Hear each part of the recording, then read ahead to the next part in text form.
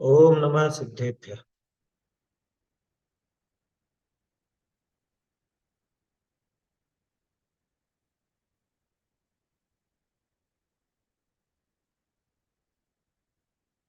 नमः श्रीवर्धमानाय निर्धूतकलिलात्मने सालोकानां त्रिलोकानां यद्विद्यादर्पणाय ते। रत्नकरण श्रावकाचार्य ग्रंथ में परिग्रह परिमाण व्रत पर अपनी चर्चा चल रही है। कल अपनी बात चली थी कि वांछा करने से, अधिक की वांछा करने से तो कोई लाभ होता नहीं है। वस्तु मिलती है वो तो पिछले पुण्य के उदय से मिलती है।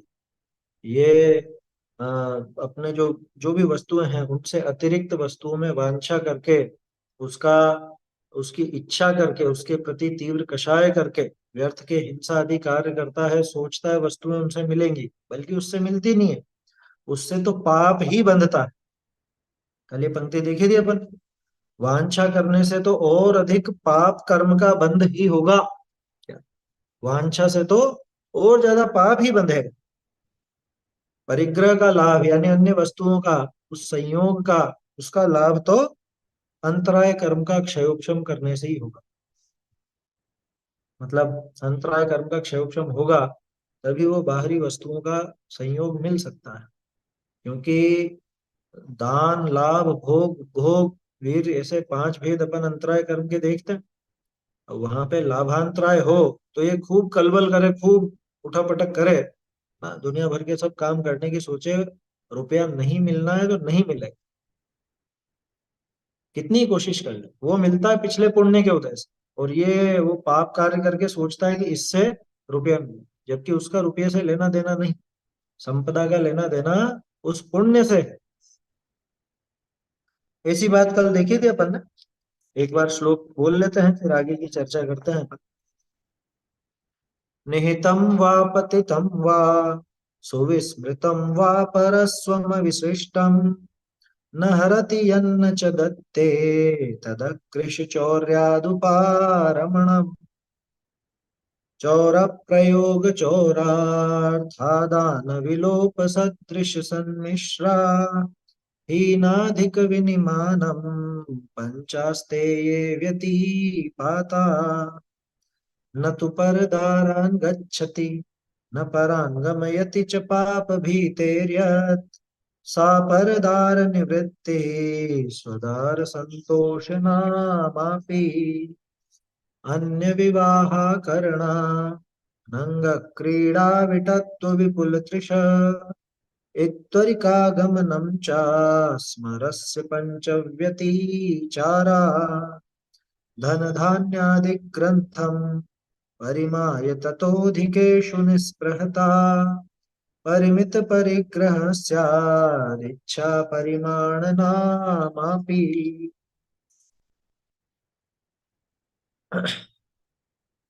चलिए अब आगे का विषय देखना है अपने को। इसकी हेडिंग भी बढ़िया है, न्याय नीति पूर्वक ही आजीविका करना। न्याय नीति सहित ही आजीविका करना चाहिए, ये बात यहाँ पर आ रही है। अब इसमें लंबी है व्याख्या, और सामान्य बात है, कोई ऐसी विशेष इसमें कठिनाई नहीं है। तो अपन ढूंढारी से देखते हुए ही साथ के साथ ही चर्चा करते चलेंगे। पहले पढ़ेंगे और फिर बाद में चर्चा करेंगे पूरे की, ऐसा नहीं। साथ के साथ ही अपन इसको देखते चलेंगे। एक सेकंड।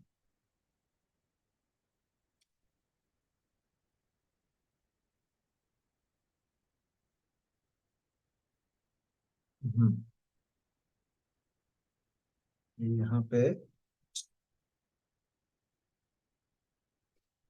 यहाँ ऐसा विशेष जानना,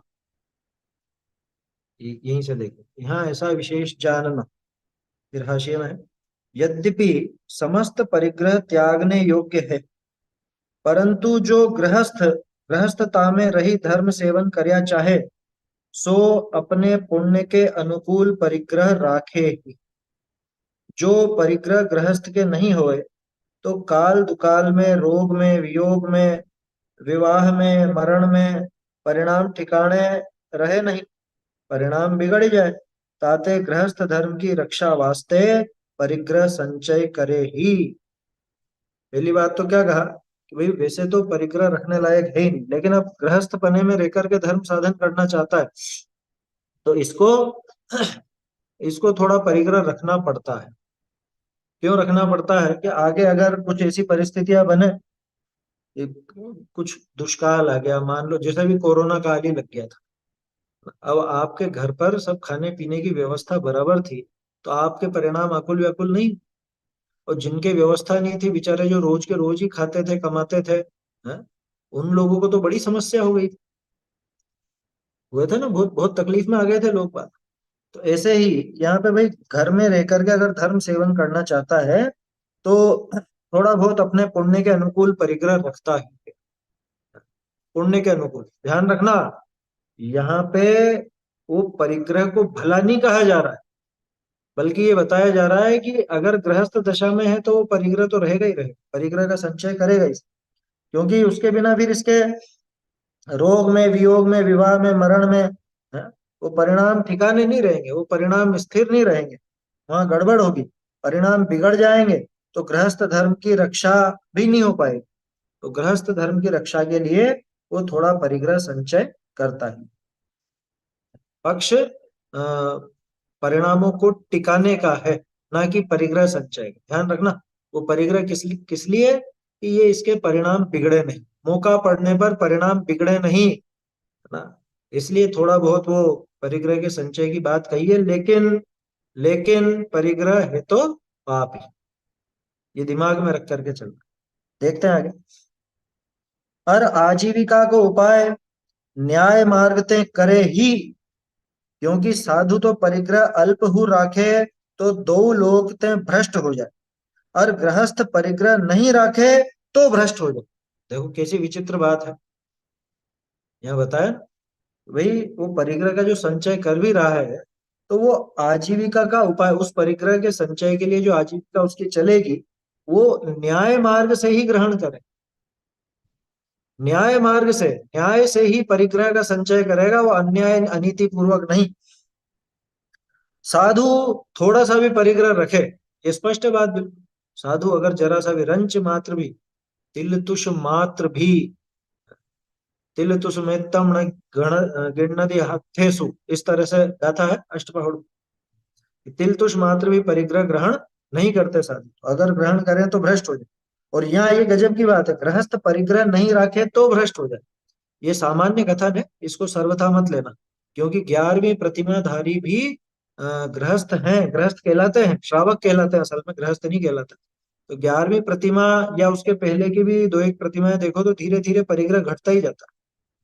तो सामान्य कथन है, सामान्य लोगों के लिए, ये वो अगर गृहस्थ परिग्रह नहीं रखेगा तो भ्रष्ट हो जाएगा। नियम नहीं है, नियम नहीं है। क्योंकि अपन अभी देखेंगे आगे भी कुछ ऐसे उदाहरण भी अपने को मिलेंगे देखने को कि इनके पास तो कोई विशेष संपदा नहीं थी, फिर भी ये तो भ्रष्ट नहीं हुए, और दूसरे लोग तो जरा जरा सी बात में भ्रष्ट हो जाते। क्यों भ्रष्ट हो जाए, कारण भी दे रहे हैं। जाते हैं गृहस्थाचार में रहे, अर ताके अल्प तथा बहुत परिग्रह बिना परिणाम में समता नहीं रहे, और आजीविका नहीं होए, तो निराधार का परिणाम धर्म सेवन में ठहर सके नहीं, परिणाम में तीव्र आरती मिटे नहीं। या अगर परिग्रह नहीं हो इसके, थोड़ा बहुत ये जो लिखा ना, क्या था इसके पहले, अल्प तथा बहुत। अल्प तथा बहुत क्यों लिखा कि भाई जिसका जैसा, जैसी परिस्थिति हो सकता है किसी के सिर्फ दो ही जने हैं रहने वाले, तो उनको उतनी आवश्यकता नहीं। किसी का भरा पूरा बड़ा परिवार है, 10-12 जने हैं, तो उस हिसाब से परिग्रह वहां दिखेगा। तो अल्प या बहुत वो परिस्थिति के हिसाब से। अल्प या बहुत परिग्रह के बिना परिणाम में समता नहीं आती उसको। तो परिग्रह से समता आती है सिद्ध हुआ?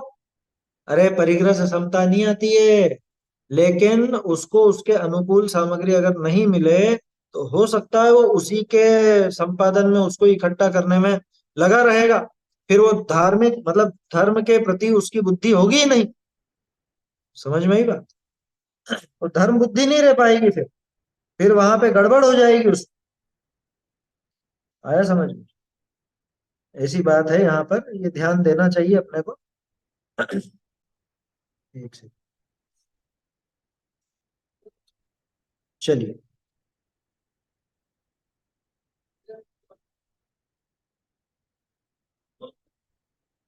हाँ, चला गया ये। परिणाम धर्म सेवन में ठहर सके नहीं, उसके परिणाम नहीं टिकेंगे फिर धर्म सेवन, अगर अनुकूलता नहीं बनी। इसीलिए कई बार ये भी कहा जाता है कि साधर्मी की अनुकूलता करना। क्यों अनुकूलता करना है? अनुकूलता तो सब पुण्य के उदय से होती, अरे होती है पुण्य के उदय से, लेकिन तुम अनुकूलता करो क्यों? कि वो उस बात से निर्विकल्प हो जाएगा, तो धर्म मार्ग में दृढ़ता से आगे बढ़ सके। अगर मान लो उसको आजीविका की समस्या हो, और वो आजीविका अब रखेगा ही सही, घर है, घर गृहस्थी, तो आजीविका के लिए उपाय भी करेगा।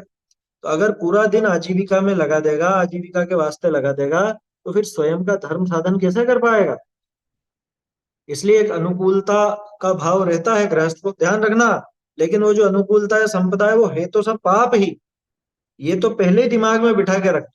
फिर भी चूंकि गृहस्थ है, इसलिए उसके परिग्रह आदि होते हैं। क्या कहा? परिणाम ठहर सके नहीं, परिणाम में तीव्र आरति मिटे नहीं, परिणामों में तीव्र अर्थ परिणाम बने ही रहते हैं। भोजन पान मिलने योग्य आजीविका बिना स्वाध्याय में, पूजन में, शुभ भावना में परिणाम ठहर ही सके नहीं। बोलो। होता है ना, उसके दिमाग में यही चलता रहता, अरे दुकान जाना है, व्यापार करना है, इतने रुपए कमाने हैं, वो ये किस्त भरनी है, बच्चे की फीस भरनी है, या तरह तरह की जो भी चीजें हैं, लोन है तो लोन चुकाना है, ये दिमाग पर चलता ही रहेगा। तो स्वाध्याय में भी उसका मन नहीं लगेगा। पर भाई निर्विकल्प होकर के कैसे करेगा? अगर वो अनुकूलता नहीं होगी तो निर्विकल्पता कैसे आएगी स्वाध्याय में, पूजा में, शुभ भावना में? आया समझ में? जो कुछ भी शुभ भाव होते हैं उनमें परिणाम ठहर नहीं सके। आकुलता करी संक्लेश बधतो चलियो जाए। आकुलता के द्वारा संक्लेश परिणाम कैसा है? विस्तार ज्यादा हो तो ऐसा होता है, क्या मतलब?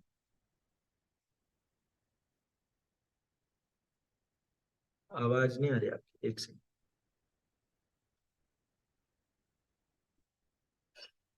गृहस्थी ज्यादा फैली हो ऐसा? हाँ, वो भी बात है। देखो, गृहस्थी में ज्यादा जीव हो, और अ, बस ज्यादा जीव वाली बात लगेगी, बाकी तो क्या आएगा? ज्यादा फैला रहा हो यानी कि, नहीं परिग्रह ज्यादा हो, नहीं परिग्रह तो ये उस गृहस्थी को चलाने के लिए लेता है। यहाँ उसकी बात, अपने को एक बारीक लकीर खींच करके रखनी पड़ेगी। आवश्यकता और विलासिता, भाई कितने में काम चल जाता है वो तो आवश्यकता है, उसके अतिरिक्त जो कुछ है वो विलासिता है। आवश्यकता में थोड़ा बहुत और बढ़ा भी लो भले, कि ताकि आगे भी दिक्कत नहीं आए, लेकिन उससे अतिरिक्त तो विलासिता ही है ना। अब विलासिता की तो कोई सीमा नहीं है। विलासिता तो मैं कितनी करूं, कितनी रखूं, उसकी तो कोई लिमिट नहीं है ना। तो उसकी बात नहीं है यहाँ पे, यहाँ पे तो बात यह है, जैसे मान लो अभी अपन ने बात की ना, कि आकुलता से संक्लेश बढ़ता चला जाएगा, संतोष रहे नहीं, ये परिणाम नहीं ठहर सकेंगे, आकुलता से संक्लेश बढ़ता चला जाएगा किसके? जिसकी आवश्यकता पूरी नहीं हो रही है उसके। अब कोई बच्चा ये जिद पर अड़ जाए कि नहीं मुझे तो मोतियों का हार चाहिए, और मुझे तो ये चाहिए, मुझे तो वो चाहिए, अब ये आवश्यकता वाली चीज नहीं है, ये तो व्यर्थ की इच्छा है। व्यर्थ की इच्छाएं बढ़ेंगी, वो तो पाप की ही इच्छा बढ़ रही, हालांकि आवश्यकता की पूर्ति में भी पाप का ही भाव है, लेकिन वो मजबूरी है। और विलासिता में मजबूरी नहीं है, वहां पे तो बिना काम का राग द्वेष की वृत्ति बढ़ाने का काम। समझ में आ रही है बात? तो संक्लेश बढ़ता चला जाए किसके? कि जिसकी मूलभूत जरूरत है, मूलभूत जरूरतें हैं आज के जमाने में, जैसे अपन कहते हैं रोटी कपड़ा मकान, ये अगर व्यवस्थित नहीं है, तो उसके फिर वो संक्लेश परिणाम बढ़ते चले जाए। उसकी पूर्ति तो उसके होनी चाहिए। फिर से बार बार ये बात दोहरानी पड़ रही है, इनकी भी पूर्ति में है तो पाप ही, पुण्य नहीं है, लेकिन ये इसकी भूमिका में होता है, क्या कर, अभी गृहस्थ दशा है तो ये इसकी भूमिका में होता है। संतोष रहे नहीं, क्योंकि रोग आवते हैं, वृद्धपना आवते हैं, वियोग होते हैं, अन्न वस्त्र का आधार बिना अपना परिणाम अपना परिणाम को देश में को काल में स्थिरता पावे न। होता है ना, भाई रोटी पानी नहीं मिल रही है, खाने पीने का ही ठिकाना नहीं है, तो अपने परिणाम किसी क्षेत्र में या किसी काल में भी स्थिरता नहीं पाते। सरल है ना, कोई ऐसी विशेष व्याख्या की इसमें आवश्यकता भी नहीं। समझ में आ रही होगी बात।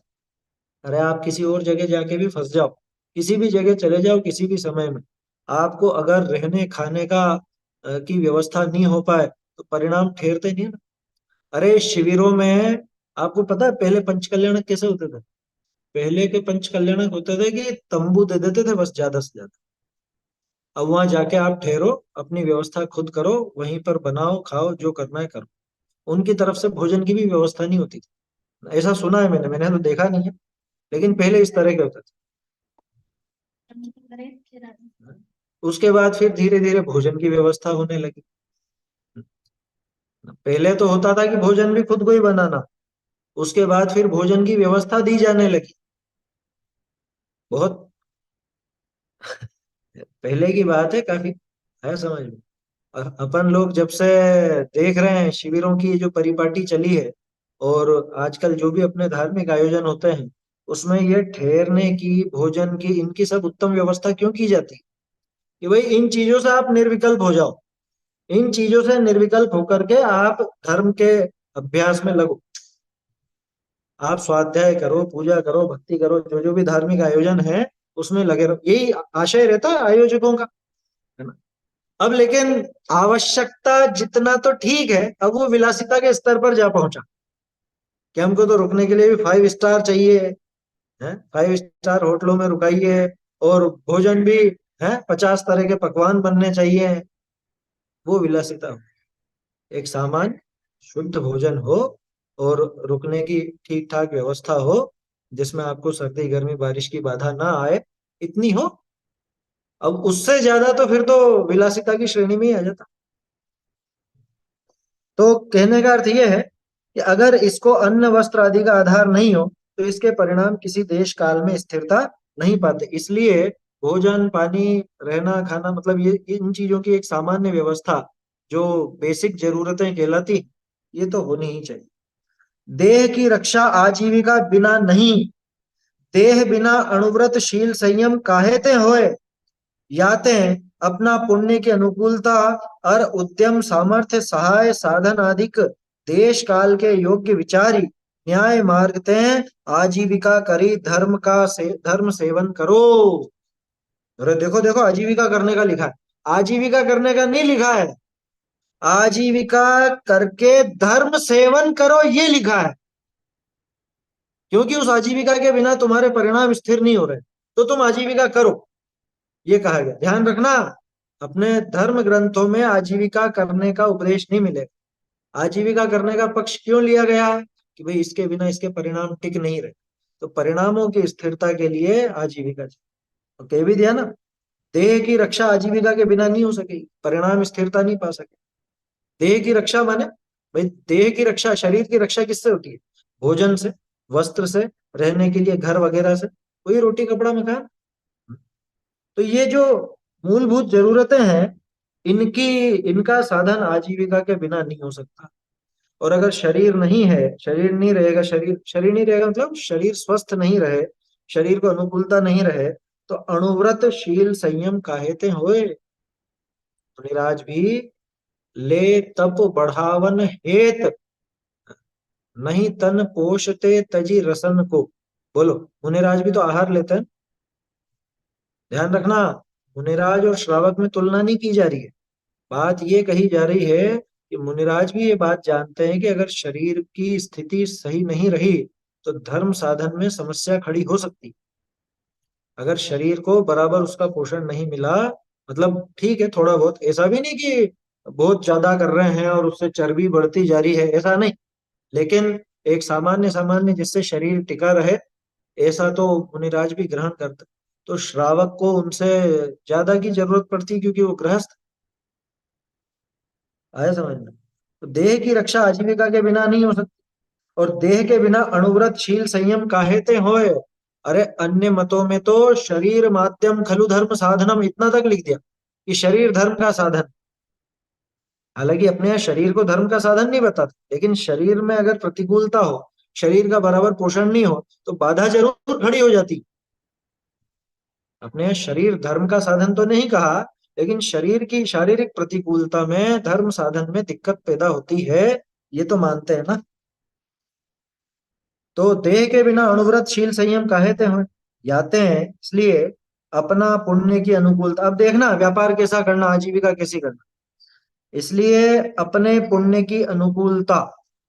पहली बात तो ये कि अपनी अनुकूलता कितनी है, अपनी संपदा कितनी है, अपने पास कितना क्या संपत्ति है, उसी हिसाब से करना व्यापार।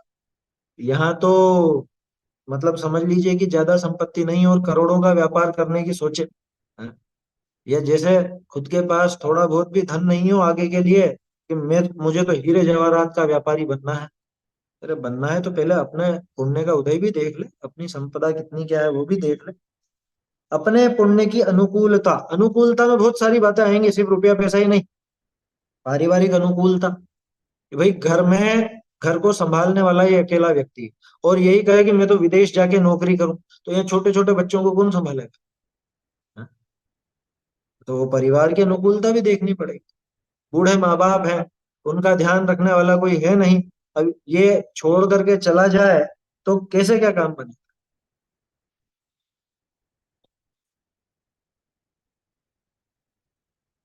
हाँ देखो यहाँ पे आगे आती है बात, एक याते अपने पुण्य की अनुकूलता और उद्यम, कितनी मेहनत कर सकता है ये भी देखना। खुद का शरीर कमजोर हो और ज्यादा मेहनत होती नहीं और मेहनत का काम चुन ले, तो परेशान हो जाएगा, बीमार हो जाएगा। अपनी शारीरिक स्थिति भी देखना कि मुझसे कितना कैसा क्या काम हो सकता है, जिसमें शारीरिक मेहनत बहुत होती हो ऐसा काम नहीं चुनना कभी। मतलब अपने शरीर के हिसाब से देखना। उद्यम, सामर्थ्य कि मेरी सामर्थ्य कितनी है, मैं कितने घंटे इसमें दे सकता हूँ, इस व्यापार में, इस धंधे में, नौकरी में, या मैं इतनी देर काम कर भी सकता हूँ या नहीं। सहाय, सहाय के बारे में पहले बात आई थी, है ना। सहाय माने, अब मान लो कोई ऐसा व्यापार करे जिसमें चार पांच आदमी तो अपने घर के ही चाहिए, अब मैं तो अकेला हूं, मेरे कोई भाई बंधु भी नहीं, तो सहायता किसकी मिलेगी? हाँ? तो अपनी ये सारी चीजें देखना। भाई चार पांच जने भाई बंद हो, परिवार में ज्यादा व्यक्ति हो, उस काम को संभालने वाले, तो उस हिसाब से करे। अगर उस हिसाब से नहीं हो तो वैसा व्यापार नहीं चुने, क्योंकि नहीं तो दूसरों के भरोसे करना पड़ेगा, वहां पे ये स्वयं दुखी होगा। व्यापार में चोरी होगी, घाटा लगेगा, कुछ भी होगा, ये संभाल ही नहीं पाएगा अगर ज्यादा जने नहीं। तो सहायता किसकी कैसी क्या मिलेगी, यहाँ पे नौकर मिल सकते हैं कि नहीं, विश्वसनीय नौकर है या नहीं, काम करने वाले, वो भी सहाय में। साधन आदिक, अब गांव में बैठ करके और वो यूं समझ लो गली हो, बिल्कुल गली, और गली में इसका मकान हो, क्योंकि मैं तो यहाँ पे होलसेल का व्यापार करूंगा, कि यहाँ तेरे ट्रक नहीं आ सकते, तेरा माल नहीं उतर सकता, तेरा काम नहीं हो सके, कैसे क्या करे? साधन ही नहीं। तो मुझे तो इतनी बड़ी दुकान करनी है, अब वो साधन तो है ही नहीं, ऐसी व्यवस्था नहीं बैठ रही है, मिल ही नहीं रही, जगह ही नहीं मिल रही, तो ऐसा काम नहीं करना, क्योंकि उसमें आकुलता बहुत हो जाएगी। तो ये बातें बहुत ध्यान में रखने की हैं, ये पॉइंट बहुत अच्छे हैं आजीविका चुनने वालों के लिए। अपने पुण्य की अनुकूलता, उद्यम, सामर्थ्य, सहाय, साधन आदि, देश काल के योग्य विचार, देश काल के अनुसार विचार करके न्याय मार्ग ते आजीविका करी, धर्म सेवन करो। भैया न्याय मार्ग से धर्म साधन करके और न्याय मार्ग से आजीविका करके और धर्म का सेवन करना चाहिए। अब इसमें मुख्य बात क्या है, आजीविका करके या धर्म सेवन करना चाहिए? हाँ? मुख्यतः आजीविका की या धर्म सेवन की? ये धर्म सेवन निराकुलता से हो सके, इसलिए आजीविका करने का उपदेश है। आजीविका का उपदेश मिलेगा नहीं जिनागम में, क्या? जिनवाणी कभी नहीं कहेगी, कोई विद्वान या कोई आचार्य ऐसा नहीं कहेंगे तुम कमाओ और ऐसा करो ऐसा करो। ये सब क्यों कहा गया? आखिर में धर्म सेवन करो, क्योंकि इस आजीविका के बिना तुम्हारी बुद्धि स्थिर नहीं रह पाई। आजीविका के बिना तुम्हारा शास्त्राभ्यास में, पूजा में, दान आदि में मन नहीं लगेगा। इसलिए आजीविका करो, कैसे करो ये बता दिया यहाँ पे। अपने पुण्य की अनुकूलता देखकर, अपना उद्यम देखकर, कितना कितनी मेहनत कर सकता है, सामर्थ्य देखकर, कि मुझ में कितनी सामर्थ्य है। सहायता देखकर कि मैं तो अकेला ही करने वाला हूँ, भाई बंद बैठेंगे नहीं, संभालेगा कौन, तो ऐसा व्यापार नहीं चुने। ज्यादा हो तो ज्यादा के हिसाब से, कम है तो कम के हिसाब से। और फिर देश काल के योग्य, है ना, ये भी बड़ी बात है। जिस देश में जो काम ही नहीं होता हो उसका व्यापार यहाँ करने लग जाए, कैसे चलेगा काम बताओ। तो एक गांव खेड़े में हीरे जवाहरात का काम चालू करे, चलेगी दुकान? वहां चलने वाली नहीं है, वो होती नहीं है चीज वहां तक। आया समझ में? देश काल के योग्य विचार, न्याय मार्ग थे, ये बड़ी बात है। न्याय मार्ग, अन्यायी होकर के नहीं, तीव्र लोभ नहीं। ओपन ने देखी थी ना 335वीं गाथा कार्तिकेय अनुप्रेक्षा की, लाहे थोए भी तू से दी, थोड़े ही लाभ में संतुष्ट हो,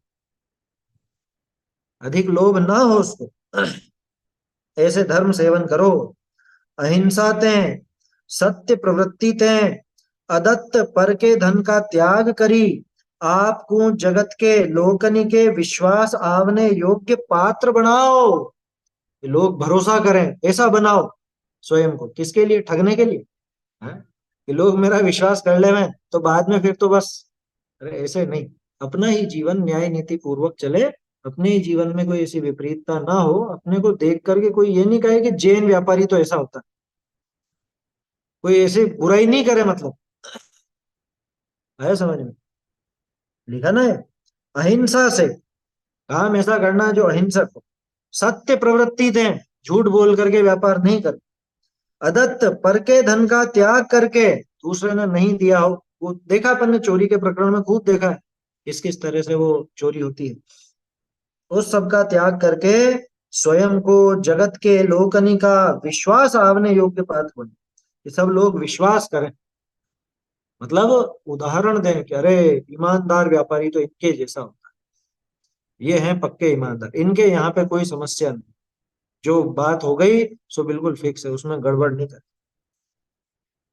और क्या करें? तथा विद्या कला चातुर्यता, चातुर्यता करी जीविका होने योग्य आपको करो, खुद को इस योग्य बनाओ कि विद्यावान हो, कलावान हो, चातुर्यवान हो। ये आज के जमाने की वो आ गई, जैसे अपन अभी 2-3 दिन पहले हमने प्रोग्राम किया था ना, वो तो उसमें ये सब बातें थी। इस योग्य बनाओ स्वयं को। प्रोफेशनल बनना चाहते हो तो वो कलाएं सीखो, वो चतुराई सीखो, सब तरह तरह की विद्याएं हैं। क्योंकि देखो मूल रूप में तीन ही साधन है आजीविका के, व्यापार, नौकरी या प्रोफेशन। खुद का प्रोफेशनल हो, वो खुद की विद्या हो, चतुराई हो उसके पास, तो वैसा काम कर सकता है। तो हाथ की कला तो होनी ही चाहिए। हाथ की कला का मतलब कि स्वयं वो कुछ काम कर सके, हाथ की कला का मतलब दूसरों की जेब काटे ऐसा नहीं। ऐसा खुद की विद्या। देखो एक कहावत है, कंठ की विद्या अंट का दाम, है ना। काम क्या है वो, जरूरत पड़ने पर आवे काम, ऐसा कुछ है वो, मौका पड़े आवे काम। कंठ की विद्या, विद्या आपके कंठ में हो, यानी बिल्कुल आपने अच्छे से ग्रहण की हो। और अंट का दाम, अंट माने जेब में रखा हुआ पैसा ही काम आता है। आज भी यही स्थिति है, आपके क्रेडिट कार्ड, मोबाइल वोबाइल सब फेल हो जाते हैं, वो कैश ही काम आता है जेब में रखा हुआ। खैर, हाँ, वक्त पड़े पर आवे काम, वक्त पड़ने पर, जरूरत पड़ने पर काम आता है।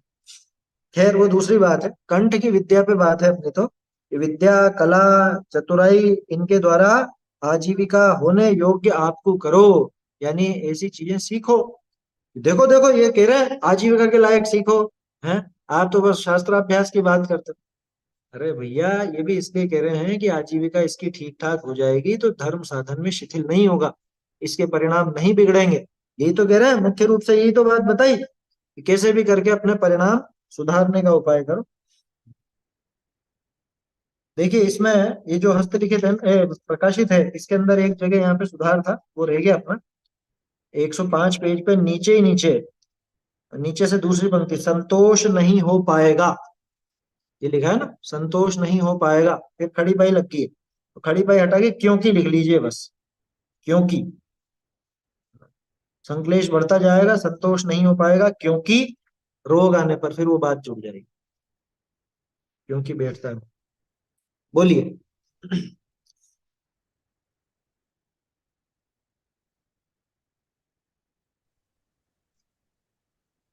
सर ये एक जगह और है ना, ये इसके ऊपर, जस्ट इसके ऊपर वाली में जो है ना, तीव्र आरती संश्लेषता नहीं मिटेगी, तो आरती लिखना है कि आर्त लिखना है?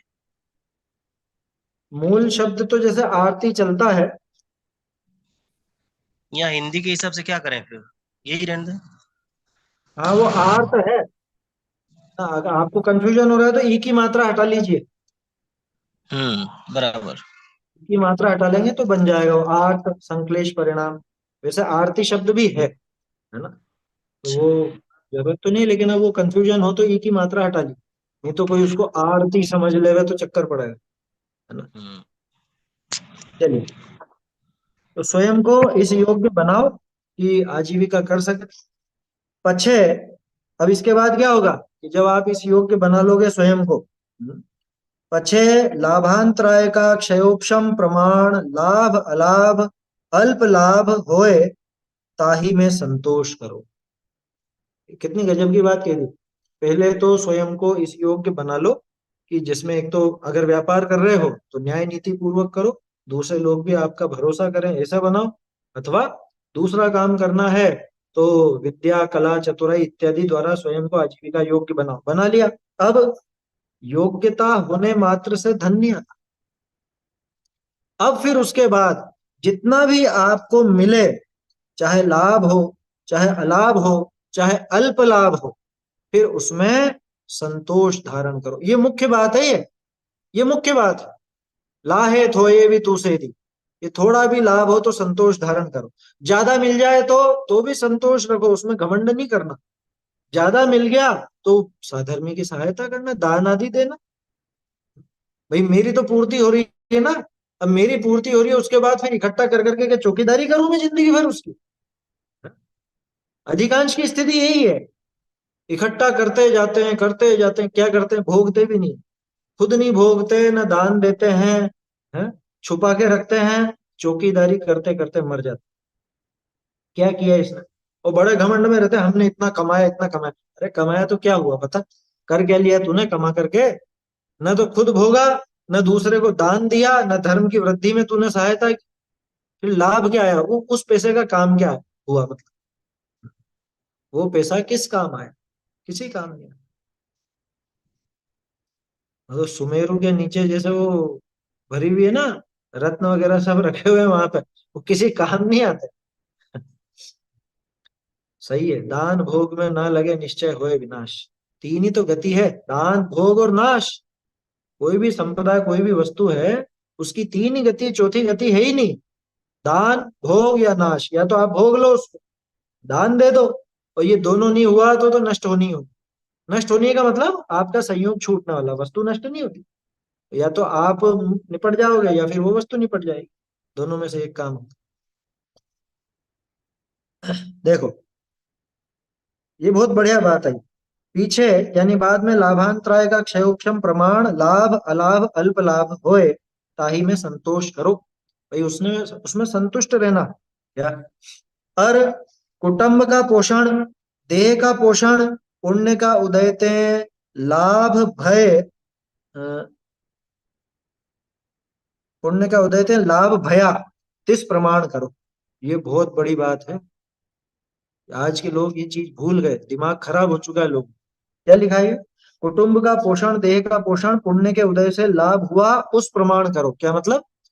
जितना आपकी सामर्थ्य है, जितनी कमाई है, उस हिसाब से ही कुटुंब का पोषण करो। और हो उल्टा रहा है, उल्टा हो रहा है। कमाई है 10 की, खर्च करेगा 20, मरेगा ही मरेगा। कुवत थोड़ी जोश घनेरा, ये लक्षण पिट जाने के। आमद थोड़ी खर्च घनेरा, ये लक्षण मिट जाने। आया समझ? ऐसी कहावतें खूब चलती है। डूबेगा रे 3 जना, आमद थोड़ी खर्च घना, है। और क्या है वो, ताकत थोड़ी रोष घना, डूबेगा रे 3 जना, ऐसा ऐसा आता है उसमें। 2-3 इस तरह के उदाहरण आते हैं। भाई जिसकी कमाई जितनी है उस हिसाब से परिवार का पोषण करे। ताते पैर पसारिए जेती लंबी सोर। चादर देखकर ही पैर पसारना चाहिए। दूसरों को देख करके इच्छा नहीं होती है क्या अपनी? हाँ? हमारे बच्चे बच्चे ऐसे ही रहेंगे क्या? अधिकांश की ऐसी इच्छाएं खूब हो रही है आजकल। ये जमाना इस तरह का है, क्योंकि आए दिन तो आपको इतना लोन मिल जाएगा और ऐसे ऐसे मैसेज खूब आते हैं। देखे होंगे आप लोगों ने भी, बैंकों की तरफ से, या फर्जी फर्जी भी बहुत आते हैं इस तरह कि बधाई हो, आप इतने लोन के लिए पात्र बन गए हैं और ऐसा वैसा। और फिर बधाई तो सब निकल जाती है बात। देखो यार, चुकाना तो पड़ेगा ना। ये सोचता है लोन मिल रहा है माने फ्री में मिल रही होगी चीज। लोन मिल रहा है माने जैसे फ्री में मिल, अरे फ्री में कुछ नहीं मिलता। इस जमाने में फ्री में सलाह भी नहीं मिलती। कोई सलाह भी देता है ना तो आपका समय लेता है। आया समझ में? आपको लगता है फ्री, दुनिया में फ्री कुछ भी नहीं होता।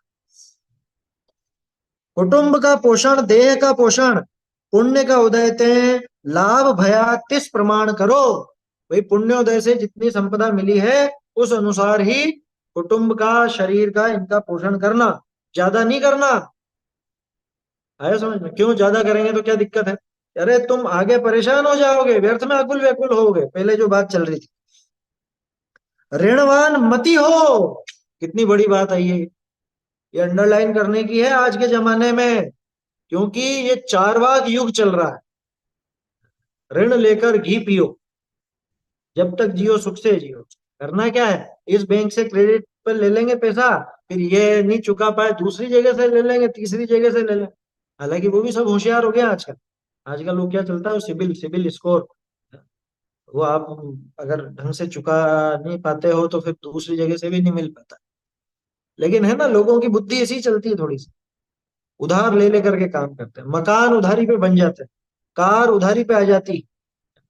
अच्छा एक और चीज देखी कभी आपने, 99% उधार आवश्यकता के लिए नहीं होता।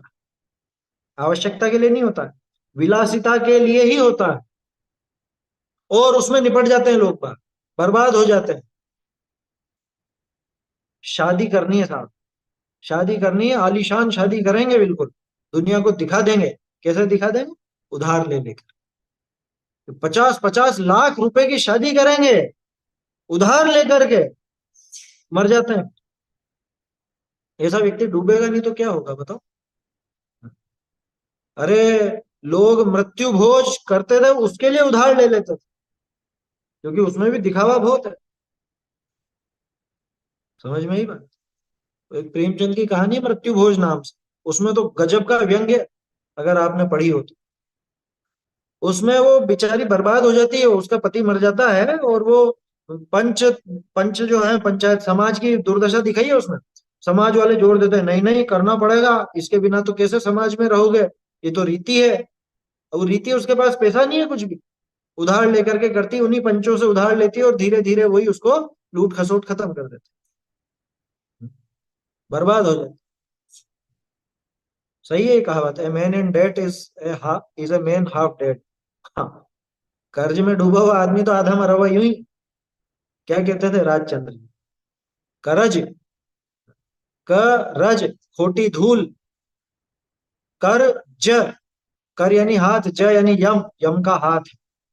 ये जो कर्ज है, ये यम का हाथ है अथवा खोटी धूल है। आजेज टाल, आजेज टाल जे, कभी मत रखना, एक पैसा भी माथे पर उधारी मत रखना। आपको पता है, जिसके सिर पर उधार है वो मुनि दीक्षा नहीं ले सकता। मुनि दीक्षा की शर्तों में ये भी एक चीज है, मतलब जो उसमें कंडीशन है उसमें ये भी है कि उसके सिर पर कर्जा नहीं होना चाहिए। सिर पर कर्जा कर लिया और यहाँ पे बाबा जी बन गए, मुनि दीक्षा ले ली, और कि अब कौन मांगे, अब किसकी हिम्मत है, हम तो साधु बन गए हैं? हमारे भक्ति उसको फिर शांत कर देंगे। ऐसा नहीं होता।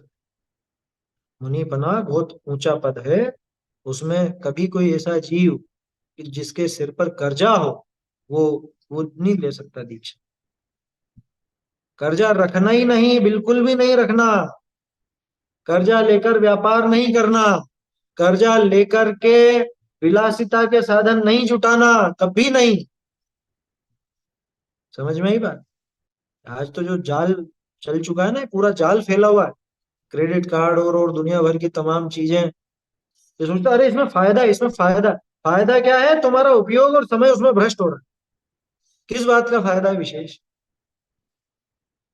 बोलो, कीमत किसकी है?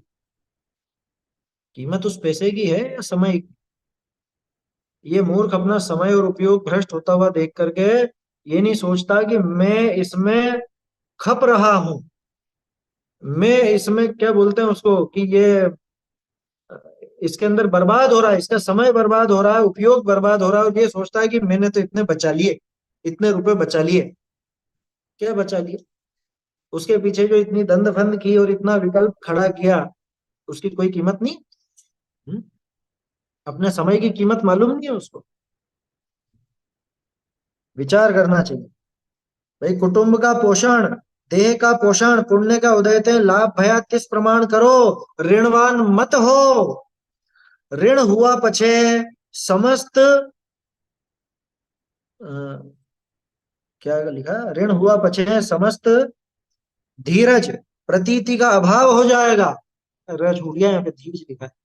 समस्त धैर्य और प्रतीति का अभाव हो जाएगा, विश्वास नहीं रहेगा, दीनता प्रकट हो जाएगी। एक बार अपनी प्रतीति बिगड़े पछे जीविका होना कठिन है। अरे इसके माथे पे तो इतना कर्जा है, इसके चक्कर में नहीं आना, इससे व्यापार नहीं करना, क्योंकि ये चुका नहीं पाएगा, इसके माथे पर पहले ही बहुत कर्जा है। किसी की स्थिति मालूम पड़ जाती है अपने को कि इसके सिर पर बहुत कर्जा है, उससे सावधान रहते हैं कि प्रतीति बिगड़ गई ना, और कि ये व्यक्ति ऐसा है कि इसके सिर पर एक पैसे का भी कर्जा नहीं, उधार नहीं है इसके माथे, उससे व्यापार करने में एक हिम्मत रहती है, विश्वास बना रहता है कि हाँ, ये नहीं रखता किसी का भी उधार। है समझ में? एक बार अपनी प्रतीति बिगड़े पछे जीविका होना कठिन है। बहुरी आजीविका के अनुकूल खर्च राखो। खर्चा कितना करना? आजीविका के अनुसार कर। आजीविका तो है नहीं, तो क्या बोलते हैं, आमदनी अठन्नी और खर्चा रुपया, ऐसी कहावत चलती थी पहले। हाँ, विश्वास के साथ स्नेह प्रेम भी चला ही जाता है। सही बात है। आजीविका के अनुकूल खर्चा रखो। ये ना, ये लौकिक जीवन की बातें भी इस वचनिका में बहुत सारी आएंगी अपने को ऐसी सीखने की। लौकिक जीवन में भी कैसे सावधानी रखनी, कैसी अपनी प्रवृत्ति होनी, एक सज्जन का जीवन कैसा होता है, वो इसमें दिखता है। आजीविका के अनुकूल खर्चा रखो। अधिक खर्च पुण्यवानों को देख ही करोगे तो जस और धर्म और नीति तीनों नष्ट हो जाए। कितनी बड़ी बात की। और अधिकांश लोगों की यही स्थिति है, दूसरे को देख देख करके खर्चा करते। उन्होंने शादी में 20 लाख खर्च करे थे, अपने को 30 करना है।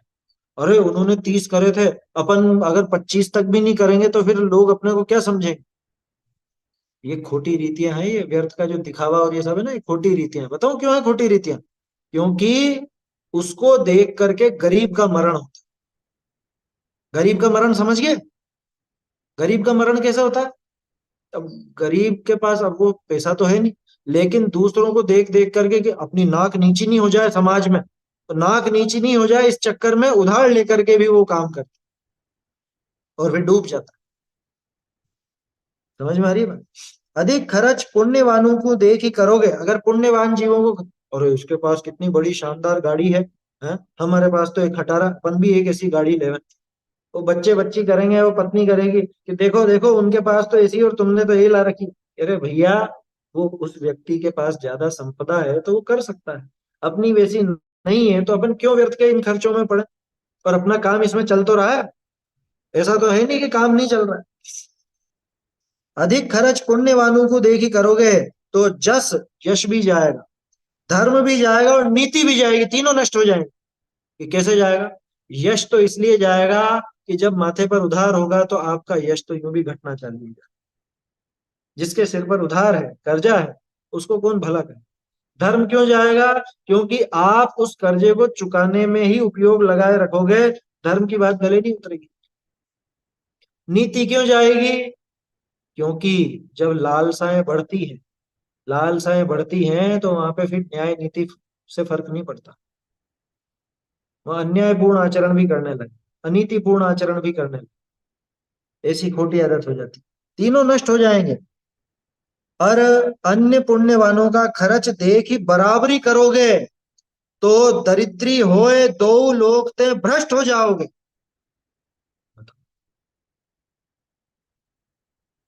अब इसके विरोध में या इसके प्रतिपक्ष में कुछ लोग ऐसी बात कर सकते हैं, कैसी, कि क्या गरीब को सपने देखने का अधिकार नहीं है?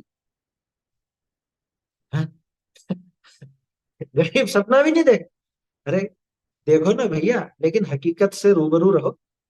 हकीकत क्या है वो भी देखो, सपने तो देखो, आप आगे से आगे बढ़ने के देखो, लेकिन उसकी एक विधि है ना। ये तो नहीं है कि आप उधार लेकर के और डूबते ही जाओ। हैं? भाई सपना तो है करोड़पति बनने का, तो क्या करोड़पति जैसा खर्च आज से चालू कर दूं? अरे पहले धीरे धीरे अगर वो इकट्ठा हो जाए तो उस तरह से फिर आगे करे जो भी करना है। जो भी करना है का मतलब है तो सारा का सारा पाप ही पहले ही कहते आए हैं, अपन ध्यान रखना। ये आजीविका और भोग विलास गृहस्थी का संचालन, ये सारा पाप रूप ही है। लेकिन अगर आगे और ऐसे कार्य भी हों, और दिखावा या और चीजें भी हों, तो वो दूसरों को देख करके नहीं करना। और लिख लीजिए ये बात, अधिकांश इसी में बर्बाद होता है, इसी में बर्बाद होता है, दूसरों को देख देख कर। हमारे यहाँ पे एक कहावत चलती है, सुनने में थोड़ी अटपटी लगेगी, होड़ा होड़ गधेड़ियां ब्याहती है। क्या समझे? होड़ा होड़ यानी होड़ करते हैं ना, होड़। ये होड़ा होड़ का काम किसके जैसा है? गधियों के जैसा। भेड़ चाल नहीं चलना इस, ये कर रहा है तो मैं भी करूं। अरे उसकी परिस्थिति अलग है, तेरी परिस्थिति अलग है, तू उसका विचार कर भैया। वो क्यों तू व्यर्थ में दूसरों को देख देख करके, हाँ? चाहे वो एक वो, देख पराई चूपड़ी मत ललचावे जीव, ऐसी कहावत है। दूसरे की चिकनी चुपड़ी रोटी देख करके, उसकी बहुत घी भरी रोटी देख करके तू लालच मत कर, ये उसका आशय। क्या लिखा? अन्य पुण्यवानों का खर्च देखी बराबरी करोगे तो दरिद्री होए, दरिद्री तो हो ही जाएगा क्योंकि उधार लेगा सारा, नष्ट हो जाएगा इसका। दो लोक ते भ्रष्ट हो जाओगे, कितनी बड़ी बात की। दोनों ही लोक से क्या मतलब, कि वर्तमान जो इसका वर्तमान जो कुछ है इसके पास वो भी नष्ट होगा, और आगामी काल में अगला भव भी इसका बर्बाद हो जाए। क्यों? क्योंकि यहाँ जो इसने कर्ज लिया या व्यर्थ का खर्चा किया, उसको उसको क्या कहें अपन, उसका समाधान करने में इसका पूरा जीवन लग जाएगा। तो दिन रात उसी का चिंतन चलेगा, व्यर्थ के आर्त रौद्र संक्लेश परिणाम होंगे, और फल स्वरूप अगला भव भी बिगड़ जाएगा। दो लोग ते भ्रष्ट हो जाओगे। और या जानो हो जो हमारी बड़ी आबरू है, पूर्वे माह के बड़ा बड़ा कार्य भया है, अब कैसे घटावे? जो घटावे तो हमारा समस्त बड़ापना बिगड़ जाए, ऐसी बुद्धि मत करो। पुण्य अस्त हो जाए तब बड़ापना कैसे रहेगा? बहुत से लोग दूसरों को नहीं देखते, लेकिन अरे हमारे बड़े बूढ़ों ने तो इतना नाम कमाया था, बड़े बूढ़ों की मिट्टी, क्या बोलते हैं, उनकी इज्जत मिट्टी में मिल जाएगी, हम वैसा काम नहीं करेंगे तो। है, हमारे दादा परदादा ने करोड़ों रुपए उस जमाने में लगाए थे, हम अभी लाखों भी नहीं लगाएंगे तो फिर हमारी क्या इज्जत रह जाएगी? तो दूसरों को देख करके स्वयं का वैसा काम करना वो तो मूर्खता है ही, लेकिन अपने पूर्वजों की चली आई रीति को भी, कि इस वजह से हमको तो करना पड़ेगा करना पड़ेगा, तो भैया भूल में मत रहो। क्या? ऐसा मत सोचो कि पहले हमारे बहुत बड़े बड़े कार्य हुए अब कैसे घटावे, अब घटा देंगे तो कि हमारा तो सारा ही बड़ापना बिगड़ जाए। बड़ापना काहे का तेरा, किस बात का बड़ापना? अरे चक्रवर्ती के गए बाद उसका जितना भी वैभव है वो उसके बेटों तक को नहीं मिलता, पता? अब वो बेटा वैसी अकड़ रखे, मान लो चक्रवर्ती जैसी, तो क्या हो, दूसरा ही कोई राजा आके दबा जाएगा उसको। आया समझ में? कि हो गई तेरी तेरी सब निकल गया भेकड़ी, वो तेरे पिताजी थे, तू नहीं है तेरे पिताजी जैसा, तू नहीं कर सकता होगा। हर एक जीव की परिस्थिति अलग है, पुण्य का उदय अलग है, प्रभाव अलग है। तो इसलिए तो बड़ापना देख करके अपना, मतलब ऐसी बुद्धि नहीं बिगाड़ना। पुण्य अस्त हो जाए तब बड़ापना कैसे रहेगा?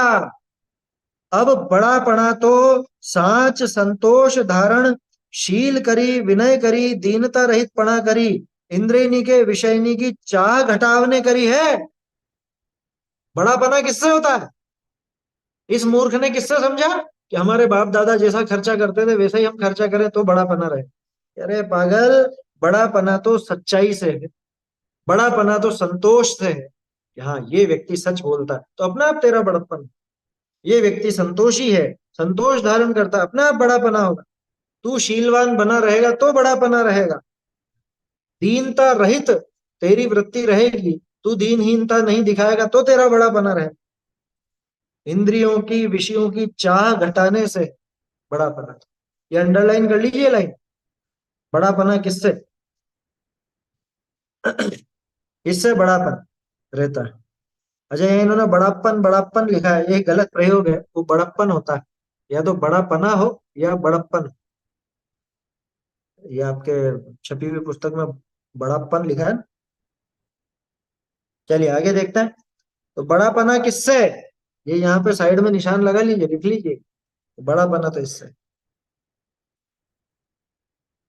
इंद्रिय के विषय की चाह घटावने करी। जाते हैं जाते हैं दो लोक में उज्जवलता होए। दोनों लोक में इसका यश होता है, दोनों लोग उज्जवल बनते हैं। ऐसे कार्यों से होता है बड़ापन। तू न्याय नीति से चले, धर्म मार्ग पर चले, जिनेंद्र भगवान की आज्ञा माने, संतोष भाव रखे, हैं, और पांच पाप से बच करके रहे, इसमें अपने आप बड़ापना होता है। अरे आज भले ही आपका विरोध करने वाले लोग हों विचारधारा की वजह से, लेकिन आपकी जो प्रवृत्ति है, हमारी जो प्रवृत्ति है, अपन रात्रि भोजन नहीं करते, अभक्ष भक्षण नहीं करते, न्याय नीति से रहते हैं, तो इस मामले में तो विरोधी भी स्वीकार करता है ना कि नहीं, ये इस चीज में तो है। बोलो, तो बड़ापना किससे है? आप खुद के जीवन को देखिए। लोग अगर आपकी इज्जत करते हैं तो किस वजह से करते हैं? आप ज्यादा खर्चा करते हो अपने बड़े बूढ़ों जैसे इसलिए, या आप उस न्याय नीति के मार्ग पर चलते हो, धर्म के मार्ग पर चलते हो इसलिए? ये विचार करना कि बड़ापन किसकी वजह से। बड़ापना बाप दादाओं की तरह खर्चा करने में नहीं है, वैसे आयोजन करने की वजह से नहीं होता। समझ में आ रही बात? देखो, दोनों लोक में उज्जवलता। पुण्य का उदय आ जाए, तदी जीव को स्वर्ग लोक का महर्धिक देव बनाए दे, चक्रवर्ती कर दे। और पाप उदय आवे, तदी नरक का नारकी तथा एकेंद्री बना दे, तथा भार बहने वाला रोगी दरिद्री मनुष्य करी दे, तिर्यंच करी दे। इसी भव में राजा होए रंक हो जाए। कौन सा बड़ा पणाकू देखो हो? किसमें है बड़ापन? किसको बड़ापना समझते हो? भैया पुण्य के उदय से ये सारी चीजें मिल जाती, देव हो जाता है। पाप का उदय आते ही वही देव एकेंद्रीय हो जाता। क्या है बड़ापन? किसको कहना बड़ापना? कि बड़ापना तो वही है जिससे इस लोक और परलोक में भी अपना कल्याण, न्याय नीति का मार्ग, धर्म का मार्ग, उससे बड़ापना होता है। संतोष धारण करने से बड़ापना होता है। मूर्ख लोग क्या करते हैं? इनकी लाइफ है गजब की तो, है, ऐसे बड़ी बड़ी बिल्डिंग में रहते हैं, और इनके पास देखो, इनकी कार देखो क्या शानदार है, इनका फ्लैट कितना शानदार है, इनकी लाइफ है अच्छी, तो उसकी नकल करना चाहता है। कह रहे मूर्ख, दूसरे के पुण्य को देख देख करके तू व्यर्थ पाप बांधता है।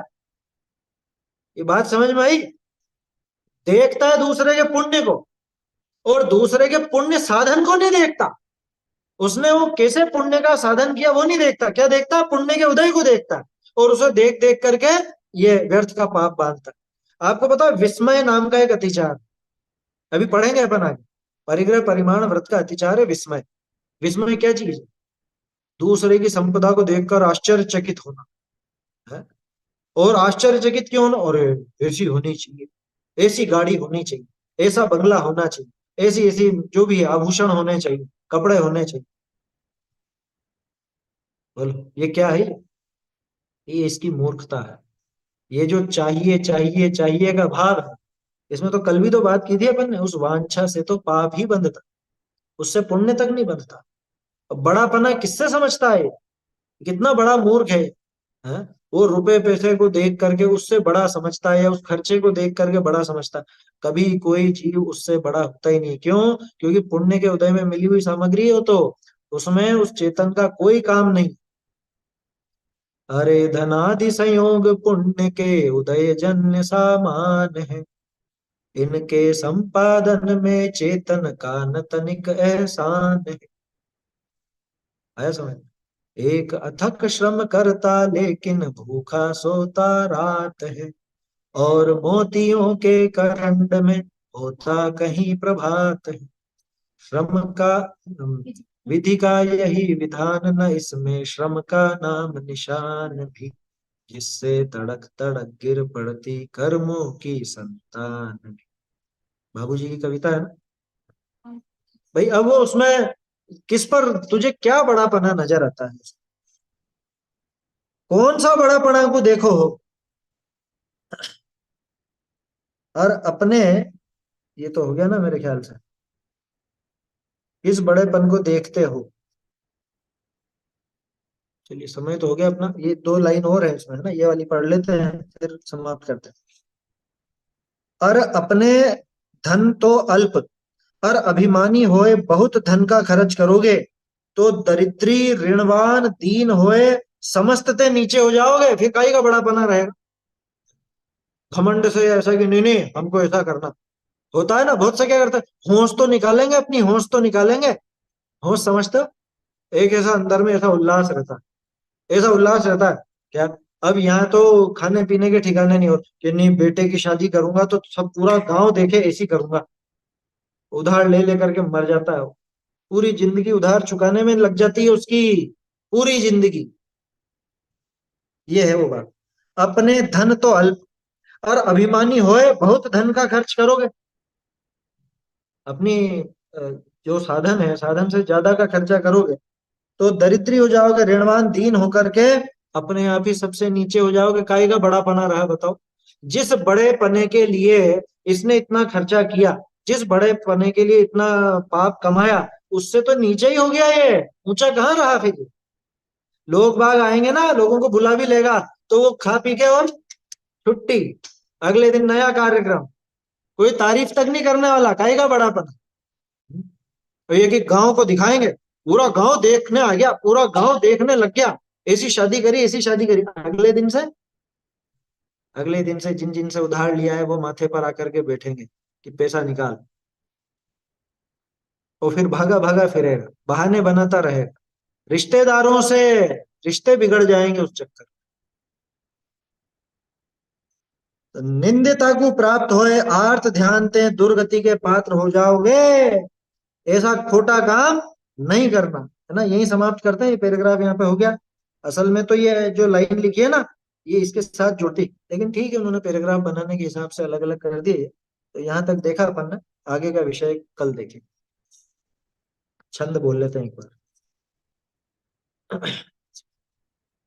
धन धान्याधिग्रंथम परिमाय ततोऽधिकेषु निःस्पृहता, परिमित परिग्रह स्यादिच्छा परिमाणनामापि, चैतन्य का स्मरण प्रतिक्षण ही करो रे, भव के अनंत दुख को क्षण में हरो रे, अक्षय अनंत निज सौख्य निधान पाओ, गाओ अरे तेसी के गीत गाओ, महिमा जिन मत की, महिमा जिन मत की कोई वरन सके बुद्धिवान, महिमा जिन मत की कोई वरन सके बुद्धिवान, काल अनंत भ्रमत जिय जा बिन पावत नहीं निज था, काल अनंत भ्रमत जिय जा बिन पावत नहीं निज था, परमानंद धाम भय ते ही जिनकी नो सरधान, महिमा जिन मत की कोई वरन सके बुद्धिवान, भव मरुथल में ग्रीष्म ऋतु रवि तपत जीव अति प्राण, भव मरुथल में ग्रीष्म ऋतु रवि तपत जीव अति प्राण, ताको यह अति शीतल सुंदर धारा सदन समान, महिमा जिन मत की कोई वर न सके बुद्धिवान, प्रथम कुमत मन में हम भूले कीनी नाही पिछाड़, प्रथम कुमत मन में हम भूले, कीनी नाहि पिछान। भाग चंद अब या को सेवत, परम पदार्थ जान महिमा। जिन मत की कोई वर न सके, बुद्धिमान महिमा। जिन मत की कोई वर न सके,